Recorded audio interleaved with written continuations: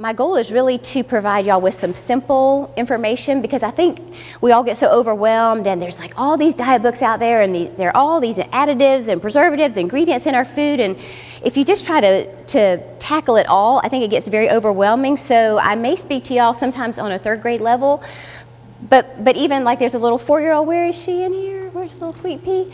She will probably even get what I'm talking about, but I think if I make things very simple, it seems doable. And so you all might go home today, and so my hope and goal is that y'all all go home today and think about what I've shared with you, what I learned, and I'll tell you kind of how I got here, because that sort of helps sort of paint the picture of what I've learned, because I was a terrible eater. And just because I'm skinny doesn't mean I'm healthy, and that's what I figured out. It does not matter what you look like on the outside. That is absolutely zero indication of how you are on the inside. And so I put up my mission so y'all would know sort of what my mission is. It is to promote healthier and longer lives by educating our community on the science of how our bodies work. Because I always heard about carbs, fats, and proteins. Is that kind of what y'all know mostly? Oh, watch your fats, which we've got to talk about that. Lower your carbs, get some water. So that was always my theory. And so I always tried the low-fat foods, etc. And I've always stayed slim. But I came to realize last year that I'm a train wreck for female cancer. And that was quite a shock, because I thought I'm in such great shape, and everybody's like, oh, you're so skinny. But I'm not okay on the inside. So hopefully y'all will take away today some really powerful information. And so my goal is to kind of teach the science of how our bodies work, because that's what really impacted my thinking on what goes in my body. And I'm not perfect yet. I still sneak my Diet Sun drops every now and then. But I have cleaned up tremendously. And I had to sign a contract. My kids had me sign a contract on the front of the fridge that said, you will not drink anything with high fructose corn syrup. I mean, I've created these like little food Nazis at St. Gabe's, and they're like, there's sugar in that, there's sugar in that. And I'm like, okay, you cannot badger people about it. You need to talk very kindly and say, oh, maybe you want to think about the sugar. So you have a handout today, and I'm going to just share with you 3 simple things that we're going to talk about. And the handout's kind of helpful as far as this is actually how I got here. This is what I used to look like, and this is what I look like at 6 a.m. I'm not kidding. How I got here was, and I see you women with your beautiful hair, and it drives me crazy. Everybody's got this luscious hair. You can pull back your ponytails and wear your baseball caps and stuff. Well, I obviously can't do that. So about a year ago, I went through this phase where I thought, well, what I can't have, I'm going to buy.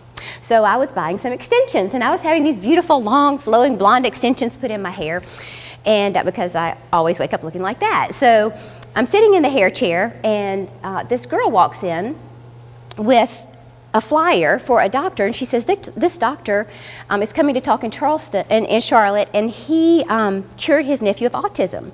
And my very best friend, the girl who introduced me to my husband, her son, Tyler, is 8 now, and he has autism.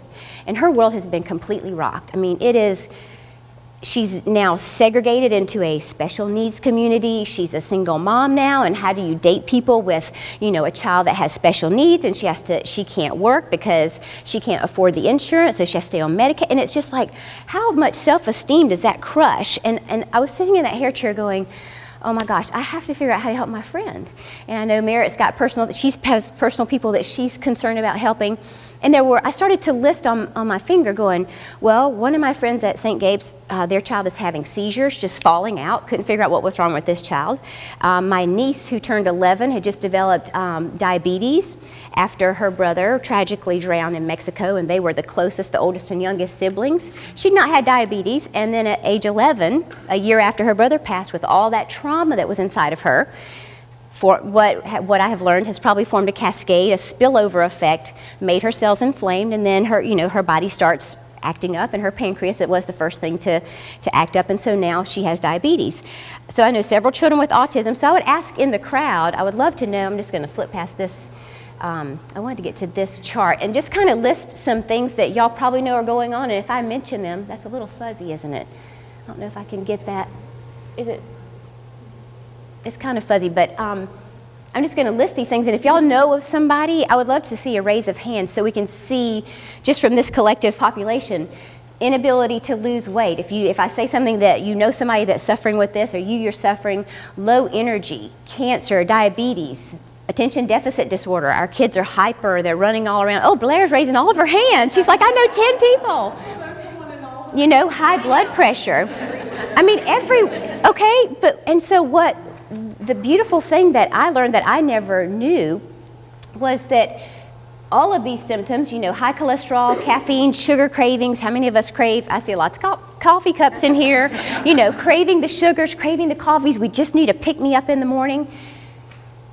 It's not a secret. This was the cover of Time magazine in 1994 when George Bush was in office. And this is just to show you that this is not new information, that our medical community understands. They have developed a surprising link between inflammation of our cells, and heart attacks, cancers, Alzheimer's, all of these things.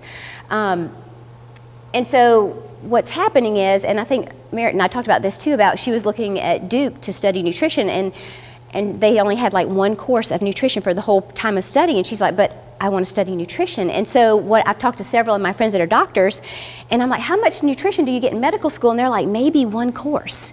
So unfortunately, our doctors, and if there are any doctors in here, we love our doctors are very necessary and they save lives. But what I have come to learn in all of this is that there's this very hard pull between what's right and what's good for us, and what benefits our 401k plans, and what benefits the pharmaceutical companies. And so doctors are taught how to treat with medicines. They are not taught how to treat with food, and then managed care comes in and their time is limited. They don't have time to sit and counsel everybody for an hour on proper eating, nor are they willing to fight the battle to get us to quit eating. We just want a pill. Oh, I have high cholesterol, give me a pill. Oh, that pill will take care of it. If I just have to take one pill a day, wow. But we're only masking the symptoms. We're not addressing the underlying cause, right? And so this is what the kids just loved the other day. I was at St. Gabe's for Catholic Schools Week, and so for professionals I went in to talk, and the cell is what is, this is kind of one of the big things. We're made up of 1 trillion cells. And so I like for people just to kind of shout out some kind of cells that y'all know so we can get a visual of who knows the type of cell that we have. Yes, thank you. Anybody else? Blood, absolutely, blood cells. Any organs? What kind?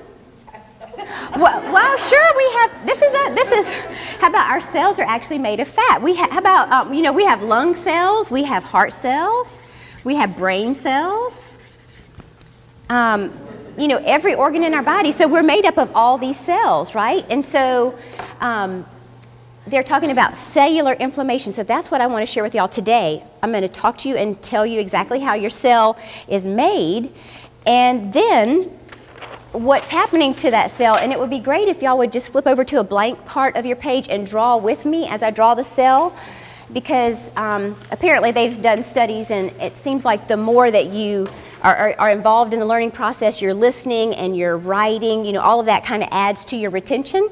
So this is a fancy picture of a cell, but I'm going to try to draw this again to talk about, and I heard a clever little fat cell out there, but that's probably one of the most important takeaways of this whole conversation, because we have had, probably 20 years of fat diets, low fat this, low fat that, and I was subscribing to that same philosophy, and I was skinny, so I was like, hey, that works, low fat, that works. And what I found out is if you look at the very simplest form, and of course we're in a Catholic school, so I can talk about God. I can't always talk about God, but God made us perfectly. We are perfect. And so our cells are perfect, and our bodies will heal themselves if we would just get out of the way. If we will take interference out of the way, we're a perfect working mechanism. We blink billions of times a day. Our brain functions without us doing anything. I mean, that is so much more fascinating than a computer. So at the root of us are these cells. And when you said the fat, every cell in our body, and remember we just said that we have over 1 trillion cells in our body. So if y'all will draw like this little ring around here, and this is how I do it with the 3rd and 4th and 5th graders, and they get this. This is pretty simple. But all the cells in our body, this is a lipid bilayer, and lipid means fat. So every cell in your body needs good fat to be made. And so here's the issue with the good fats versus bad fats. If you'll look on the second page, it talks about 3 changes that could save your life. When we talk about fats, I'm specifically talking about removing bad fats from your diets, good, and load up on the good fats, the God fats, the fats that are from hormone-free, antibiotic-free beefs and chickens and turkeys and wild-caught fish. I have never seen a cornfield in the ocean, so I can't figure out how they feed all the salmon, corn. I mean, that's not what God intended salmon to eat, right? They eat like krill and other little things from the ocean. And so what happens is, as man has tried to meet the demands of our growing population and our growing consumption and our growing appetites, we need more and more and more of these fish, but we can't get them fast enough from the ocean. So now what we do is we farm raise these fish, and we're farm raising, mass producing these cattle. And unfortunately, we are altering the structure of the animals by adding in the extra carbs, right? So we are also altering the structure of our body as we put in things like bad fats and too many carbs and sugars. So one myth that we have to dispel is the fact that all fats are bad. That is so not true. And how can it be true? I just challenge you. How can that be true if every cell in your body needs a perfect outside fat layer? And so what happens is when we put in these bad fats into our body, like the trans fats, the partially hydrogenated oils, when we saute and things start to smolder and you see some fumes coming up when you're sauteing, caramelizing your onions and stuff, what happens is, or in all the baked goods, we have turned what was a good God fat, we've turned it into a bad fat. It's been compromised, and what that bad fat does, if y'all draw this, the bad fats actually cling to the outside of the cell because fats like fat. They're lipophilic. And so the bad fats start clinging to the good fats. And what happens is that causes cell wall rigidity. The cell becomes very rigid. And we need movement in and out of the cell. Like we have also on the cell, we have receptors. And I tell the kids these are like straws, and when we put bad stuff in our bodies, like too many sugars and stuff, it's like putting some bubble gum on at the end of your straw. You cannot get stuff inside the cell. So two things we're doing: the fats that we're putting on the cell, the bad fats, are actually causing the cell wall to congest, and then the sugars that we're putting in are oftentimes blunting the receptors that allow nutrition to get in. And so this is kind of what I hope that y'all take home and that it makes sense to you. But there's activity inside of our cells. And there's also energy that's ATP is the energy that's created in our cells. And if you think about a campfire, any type of process that requires energy also has a byproduct, right? So if you light a fire, the byproduct is the smoke, right? And so the byproduct of the energy is there's going to be some bad stuff floating around in the cell. And that bad stuff needs to be able to exit, right? But if the cell wall is rigid, because you've added a lot of bad fats in there that are clinging to the cell wall and making it not as fluid, then the bad stuff is not going to get out. But here's the other thing. And we talked about some cancers and some other diseases that are happening. We have the most powerful antioxidant inside our cells, and it's called glutathione. I don't know if anybody's ever heard of that, but I'll just put GSH. Glutathione is like the resveratrol of all resveratrols. It's like the acai berry, it's everything, but it's God-given to us. It naturally occurs in our cells. And what happens if our cell walls are inflamed, this can't get out. And you might say, well, why is that so important? If it's the major antioxidant, we have a sweet gentleman that showed up today, and we have a gentleman at the back filming today. This is not just about women. So when I'm talking about estrogen, realize that men and women, we all have estrogen, we all have testosterone, we all have progesterone. So we have all of those.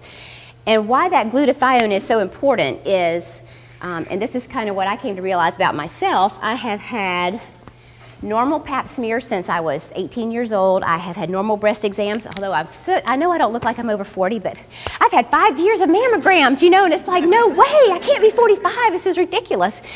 My mammograms are perfect, okay? But last year I went and took a different test called the Genova 24-hour urine collection test, and it's the one that Suzanne Summers wrote about in her book that pretty much saved her life. So I took that test and I basically found out that I am totally in the tank. My glutathione is not coming out of my cells. And I wonder why, because I was eating Chester's hot fries. I've been drinking Diet Sundrops for, the last 15 years. I had Swiss cake rolls hidden in my cupboard. We would have chocolate chip cookies every night. I thought I was the best mom in town. 8 or 10 chocolate chip cookies every night with a glass of milk for my boys. I didn't always eat it. Krispy Kreme donuts, stick them in the microwave. I am horrible. Okay, so that is what I was eating. That is how I was building my cells. And so when I talk to children, I talk about building better bodies. And I want to talk to y'all that way too. I want you to think about building a better body. So back to the estrogen, and men have estrogen too. I want to just complete this thought right here. We have number 2, number 4, and number 16 estrogen. And number 2 estrogen is our good estrogen. And the 4 and 16 are bad estrogen. And what happens is, in our bodies, we have a conversion process. And that glutathione that I just told y'all about, that big major antioxidant that's inside of our cells that needs to get out, that is the particular item that will convert the bad estrogen into good. My bad estrogen, if you do a pie chart, was way out of whack. And so that was probably January of last year that I sort of figured that out. I did nothing but change my diet, okay? And there's a ratio of the estrogens, and your ratio should really be, it should be greater than 1. And mine was 0.28. But I did another test, and it said my body composition, like my musculature, like the strength I have, is like a 28-year-old. I was like, rock on. Tell me that again. 28? Seriously? He said, yes, your body composition is like a 28-year-old physically, but your methylation process is completely out of whack. And so obviously I need to clean up my cells. I need to take the bad stuff out of my diet. And now I took the test about 8 weeks ago. I got my results back, and I'm now at a 0.58. That's just by changing my diet. Now that's not great, because I'm not quite halfway there. Well, I'm a little over halfway there, but I'm not there yet. So I am not at this perfect level. My body is still not perfect because I still have those bad cells inside of me. And there are toxins in us, which, that's a whole nother topic, and I'll just briefly touch on it, but there are toxins in our environment. I had silver fillings. I've had 2 of them removed. I have a root canal. I'm getting that removed. I took a heavy metals test, and I was completely off the charts in lead and mercury. I don't know, was I eating lead paint? My grandfather had a gas station. Maybe I was sniffing the gas fumes all my life. I don't know. How did I come up with all this lead and mercury in me? But we do get some of it passed from our parents. Like our mothers pass stuff to us when we're born. If any of your mothers had silver fillings, you got some of the mercury from there. And mothers leach lead from their bones when they give birth. That's why they say women lose a little bit of bone density during pregnancy, because we're passing that lead to our babies so that they will have bone density as well. So you can see how it's not just one thing, and it can get overwhelming. I just had to let you know there are other things other than our food that are involved in this. But back to the cell. So you've seen this first part, and I do want to make sure I stay on track, because I know I see some people in official work clothes, and I know y'all have to leave, so I do want to make sure that I kind of get through the 3 important things. And then sugars. This is what is so staggering. Okay. One more point on fats before I jump to the sugars. This is a great visual. When I was telling y'all over the last 20 years how there have been the low-fat diets, if y'all will look, this is a representation of the U.S. and how much, how overweight or what the obesity rate was. And if you look at 20 years ago, we were pretty much, 14% or less of the country was obese. And then, all these diet books come out, low-fat this, low-fat that, low-fat. Wait a minute, we're getting fatter. So fast forward 10 years, and now look where we are. We're in the 15 to 24% range. Okay, wait a minute, we're not supposed to low-fat this, low-fat that. Wait a minute, 10 more years later, what do we have? We have an epidemic going on because we are not going back to the very basic, simple building blocks of our bodies, and we're being pulled in by all these crazy diets. And if you just think about it simply, again, think about the simple cell, what the cell needs. It needs good fats. We need, obviously, lots of fruits and vegetables. We need water, and we don't need these darn sugars. The sugar is just crazy. So the sugar is the next topic. The American Heart Association, they put out guidelines every 5 years. So this is 2010 guidelines. We won't have another guideline until 2015. So Right now, I had no idea how much sugar I should consume. But according to the American Heart Association, for an adult, we should have no more than 32 grams of added sugar a day. Well, I think I was, okay, I'd go to Costco and buy the big box of Blow Pops. And I'd sit there and chew on those things all day long. I mean, golly, no wonder I have like broken teeth and my cells are out of whack. But when I talk to parents about this, when you look at what your child has, and I'm so sorry that thing just looks so blurry. Is it just, can you, oh, there, now, okay, it's bad eyes. See, it messes up your eyes too when you don't eat right, okay? But I just wanted parents to kind of think about, I thought I was just the bomb. I was sending a juice box and an apple with my son every day. He was eating the St. Gabe's lunch menu every day. And the doctor I went to said, well, kind of tell me what Case eats. And I said, well, he has buttered noodles with bread on Monday. He has chicken minis on Tuesday. He has cheeseburger on Wednesday. He has, whatever on tacos on Thursday and cheese pizza on Friday. And I sent him a juice box and an apple every day. And he said, oh my gosh. Okay, I didn't say, oh my Lord. Oh my gosh. He said, your child is on sugar overload. Sugar overload. We know that what we're not feeding. I mean, the MAC school system, that's a whole nother battle I'm going to try to fight, is our menus. And, most moms I talk to, they're like, I send my kids lunch. And I'm like, why on earth do we have a MAC's menu if we're all having to pack lunches? It's supposed to give us a break from packing lunches, right? It's supposed to be to help the parents, not make us have to make lunches every day for our kids. But if you look at what a typical child might consume, this is just one juice box, 13 grams of sugar, 2 packs of oatmeal. Usually my son was eating the Dino oatmeal with the little eggs, it had all this extra sugar in there. He loved it. And I was like, oh, I'm giving him fiber, yay, And then they have a cookie at snack time, and then they go home. Maybe they get to stop by the Circle K. We always stop by Circle K after St. Gabe's, and we get an icy and, a pack of Skittles. And I thought I was the best mom. They're like, you rock, Mom. Let's go get some Skittles. Okay. And then, they have this little serving of mac and cheese. So what we're seeing, this is a child just had 66 grams a day, and I know I didn't count everything that child ate. 66 grams of additional sugars. And again, what does that sugar do? That sugar is like putting some bubble gum on the straw of our cells that's supposed to let all the good nutrition in. So you might hear of a child or an adult that has like low vitamin D, and the doctor says, oh, give them a bunch of vitamin D, and their vitamin D levels don't go up. Well, I wonder why. This is why, because the vitamin D can't get in. So if we're blocking our receptors, a lot of, all the good stuff we're putting in, all these vitamins, minerals, magnesium, whatever, iodine, all the things that we're trying to get into our body, a lot of it might not be getting in because the cell wall is congested, so it's constricting this little vessel here where stuff gets in. And then the tops of these receptors aren't being able to take in the vitamins and minerals. So again, if we don't clean up our cells, it doesn't matter, all the good stuff that we're putting in, we're not getting the benefits of all of it, right? So it will be a process, and so I want y'all to understand this is not, oh, I'm going to change this tomorrow. Everything's going to be different tomorrow. It is not. I've been doing this a year, and I'm still not done. It is a process of cleaning out the cupboard. It is, we used to have all kinds of bad food in there, and now, after a year, wow, you go in my cabinet, and you're like, well, Carmen, this looks good. Yeah, that's pretty healthy. I've found tremendous things at Costco, natural grains, millet, quinoa, all kind of fun things that I didn't know how to pronounce it, first of all, and then I didn't know how to cook it, second of all. It's like, what is all that stuff? So that to me, and I would like for y'all just to maybe, that might be one goal when you leave your day. Just go home and think about how much sugar you take in yourself, added sugars a day, and think about what your child is having today. Just take one little snapshot and just go, gosh, no wonder my kid's not sleeping well. No wonder they're not growing as they should be. They don't have enough energy. They're arguing with me all the time. They're not getting along with their friends. They're hyperactive, whatever's going on. And I've had little kids in my lectures when I talk, they go, Miss Johnson, I think I might be having too much sugar.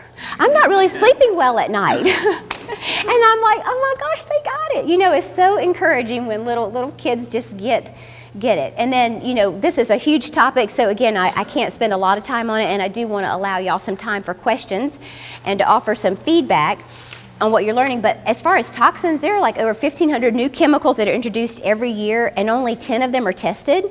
And they're also not tested for crossover effects. They say synergistic effects, but what that means is how they work in combination. If you have two chemicals that interact and they, chemically combine, does it form even something worse than what we knew of before as they were separately? So, toxins, that's a whole nother lecture to go through on the different toxins in our environment. And I could do a label guessing game, but I just want to be does somebody I don't have a watch on, so I don't know.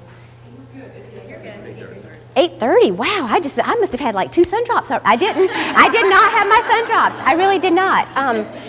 Okay, this is kind of fun because this is something that I do. One of the sheets that y'all have in there is I'm doing something with Ronald McDonald House starting next Friday, and they're going to allow me to use their facility, and I'm going to make a donation based on, whatever revenues I collect. I'm going to make a donation back to Ronald McDonald House. And we're going to go over labels. One of the classes is going to be going over labels and the deceptive marketing, because we as consumers, we believe what we see, and we don't necessarily have the time or the energy to go through and go, well, wait a minute, let's look at this. So this is a package. I want to see if y'all can figure out what this is. Whole wheat flour. Okay, so whole wheat, that's good. Water, high fructose corn syrup. Oh gosh, who knows about high fructose corn syrup? And you've heard about how it's bad, and then the Coke commercials come on, they go, oh, high fructose corn syrup is not bad. And then we're naming all kinds of sugars, different things, and on your sheet it'll say, as far as the sugars, like anything that ends in OSE is a sugar. So maltose, fructose, glucose, all the oses are sugars. And they'll put like corn syrup solids, soybean oil, let's see, they got a little bit of gluten. They've got some preservatives in here, some things. You know what, if we can't pronounce it, why in the heck are we eating it? If I can't pronounce it, I sure don't know what it is. And we just kind of assume, oh, that must be something fancy in there, this xenolacamana something. And we're like, what is that diglyceride? I have no idea what that thing is, but it must be good for me because they listed it on the package. Not so. Okay, so, we already see that it's got sugar and cornstarch, high fructose corn syrup, but marketing is going to tell us that this is pretty good for us. It is delicious Wonder Bread, 100% whole wheat. So they get you're in the grocery store, busy moms, you've got 3, 4 Catholic people, 5 kids. I stopped at 2. Okay, but you got 5 kids, you're working a job, you're being a PTO president, you're doing all these, you're the room mom. I get it. I was doing all that, and I was stopping at McDonald's every 3rd day to get them supper because I didn't have time to cook. Okay, but I gave up a lot of things so that I could cook and put stuff in a crock pot and make better choices. So again, they've got their little whole grain thing. They're trying to reel you in with the whole grain, and they gloss over the fact that there's high fructose corn syrup in it. This one is not I wouldn't give it away automatically. My friend took this photo. I don't know how the toast cheese got in with the description here, but this is something else. So it's made of granola, so it's whole grain rolled oats. It's got brown sugar, Rice Crisp, which have sugar in them, and then there's whole grain rolled oats and dried coconut, and there's caramel color. That's probably really good for us. Semi-sweet chocolate chips. This is something healthy, y'all. I mean, this is something. Somebody thinks they know what it is. I don't know, but it's got inverted sugar. Wonder what inverted sugar is. That must be okay for me because they inverted it. And then there's some corn syrup solids. If there wasn't enough sugar, there's like 8 sugar things in here. And then this little BHT, I never knew. Does anybody know about BHT? Raise hands, nobody knows about BHT. It's a preservative. It's in every cereal box, pretty much. Says every Kellogg cereal. It's a preservative, and it's not good for us. Okay, so, drum roll, what is this? I was sending this all the time. My kids loved it. I was like, oh, look, they're getting their whole grains. Isn't that awesome? And look, no high fructose corn syrup. Well, wait a minute. What did that back slide just say? Well, we've got sugar, and we've got we got more sugar here, and we got invert sugar. But again, on the front of the package where mommy is looking and she's trying to make her choice, no high fructose corn syrup. Okay, but the other sugar is just as bad. Okay, it's not naturally occurring sugar like we find in our fruits, that have the fiber that go along with the sugar to help balance out the load in our body. So again, this is just kind of a little fun way to sort of look. Okay, what is this? Whole grain. Again, the first ingredient, whole grain wheat. Okay, then they have corn bran, cornstarch, inulin, which is actually sugar, and then there's more sugar. And let's see what else. There's brown sugar, corn syrup. Wow, is this just like a sugar ball? There's malt syrup in there. There's tripotassium phosphate. That must be good because potassium sounds like it's good, right? I mean, who knows what all this stuff is? And then they list all the vitamins and minerals to say, oh, mommy, look, you're getting all these vitamins and minerals. But we also have all that sugar in there, and this is your fiber 1. And again, the marketing, I mean, there's so much deception and leeway. We have really got to take control. Nobody's going to feed us but ourselves. Nobody is shoveling that stuff in our mouths but us. And we have to make the choices on what we're going to feed our families. I don't benefit whether you buy Fiber One or not. I'm just saying, please think about the simple science of your body. And does this make sense with what you know is going on inside your body. It doesn't make sense. And then this last one is really fun. Okay, this is, let's see, there's lots of sugars, 25 grams of sugar in a serving. It's red. Let's see, okay, first filtered carbonated water, high fructose corn syrup. Okay, and then less than 2% of natural flavors. Okay, so if we have this liter of something and less than 2% of it, so that little bottom, like where the backwash would be, is going to be, sorry, that little bit at the bottom, that's the 2% of that bottle. That's how much is natural in there, right? And it's got some vitamin E, citric acid. It's got some potassium benzoate, which is a preservative. Red number 40. We know all the dyes make kids hyper. They're not good for us. It's not naturally occurring. But I wonder what this is. Man, this is antioxidant cherry 7 Up. Oh my gosh, caffeine free. It is just, there's no caffeine. Your kids are going to love this.